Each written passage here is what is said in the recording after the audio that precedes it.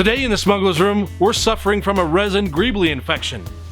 Greeblieitis. Don't scratch at those. You're gonna make it worse. It's so itchy. That's coming up.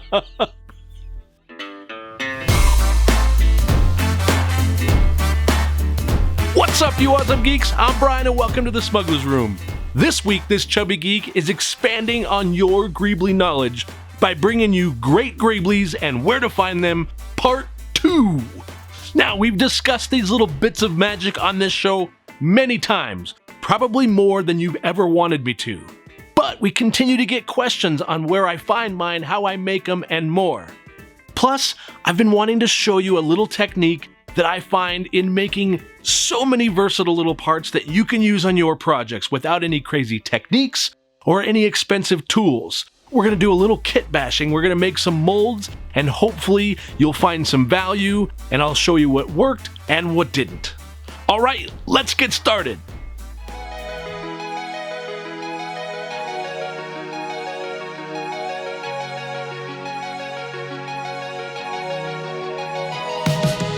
So, you'll need a collection of your favorite random parts for this. They don't have to be what I am using, but you'll want some small, interesting items that you've collected in your travels. Remember, before you throw away that old broken drill or failed electronics, take it apart as you'll be amazed what you find inside.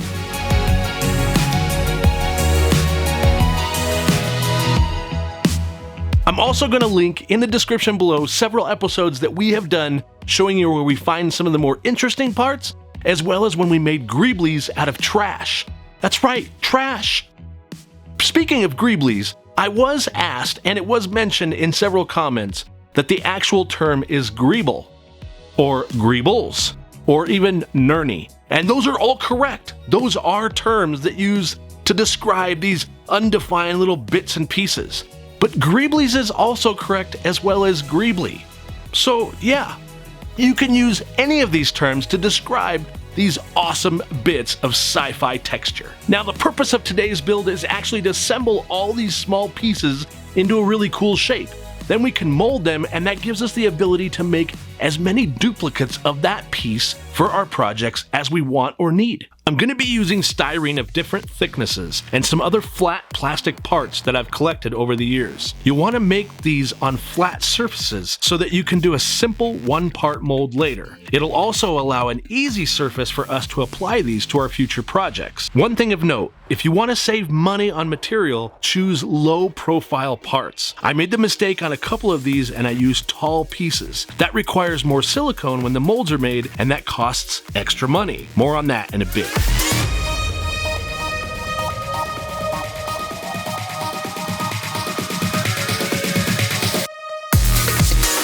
Wet clay is a great thing to have around when making molds. I'm using it to fill tiny holes on a lot of the parts I chose. This way it keeps the silicone out of those spaces. We don't need the holes, and we don't want the silicone to fill up the voids in the object. Also, clay sculpting tools are key. I'm going to link to all the clay sculpting tools I have in the description below.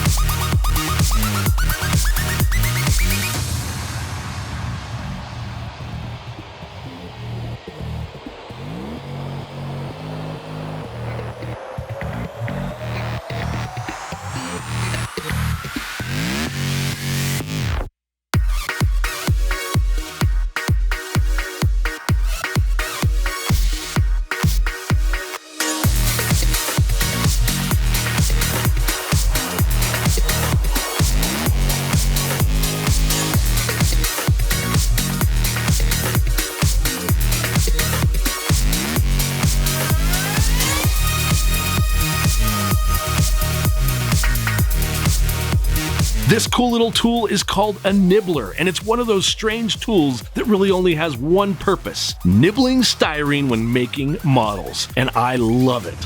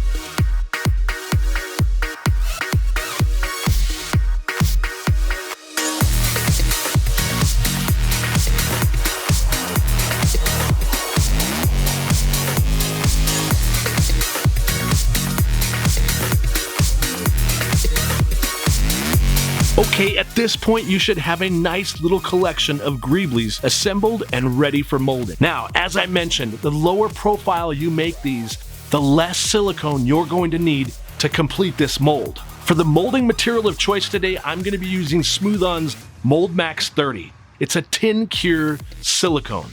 Now, I encourage you to jump out there to Smooth-On's website and check out a lot of their videos, as well as all the different types of products they have, because there are so many different types of materials depending on what you are wanting to mold and cast. Also, critically important, go over to Punish Props Academy and watch their entire playlist series on mold making. It'll give you every little bit of information that you would want to get comfortable and feel confident when you're going to start molding and casting.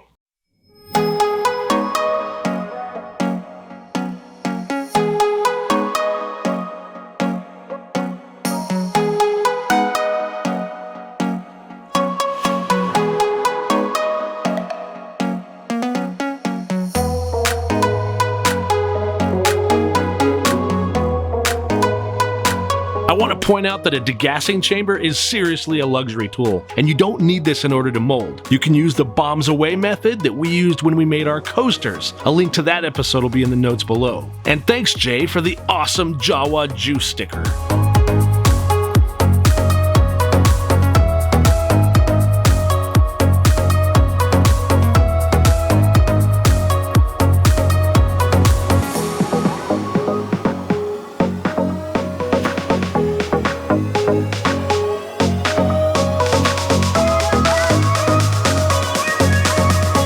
Casting side of things, I want to apply aluminum powder in combination with the So Strong Tint Black, so the parts will cure a deep gray and the aluminum powder will allow a shine when the final piece comes out and it's hit with a little steel wool.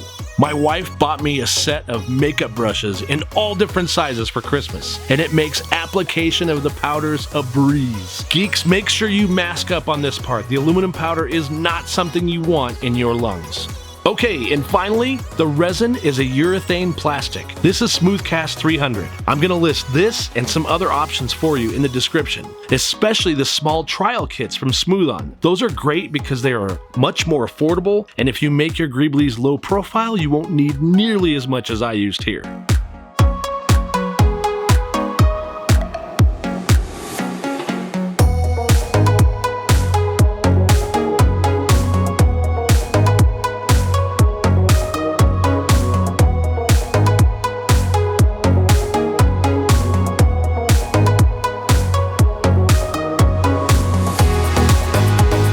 And there you go, a nice and dirty Greeblie, and the possibilities for its use are endless.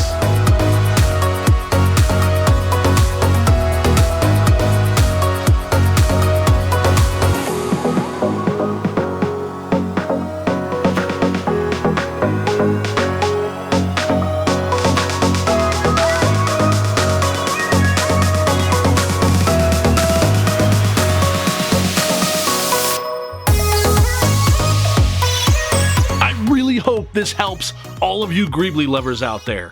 I've been wanting to try doing this and having these on hand for a really long time.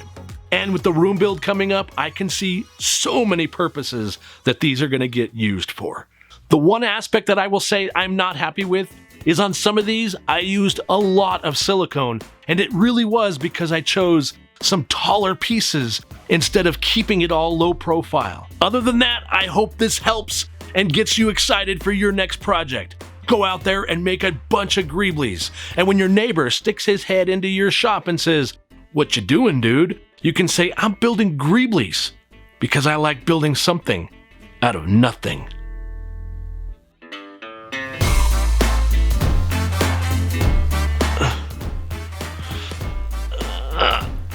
Oh no, it's not ready to pop. It's not ready to pop.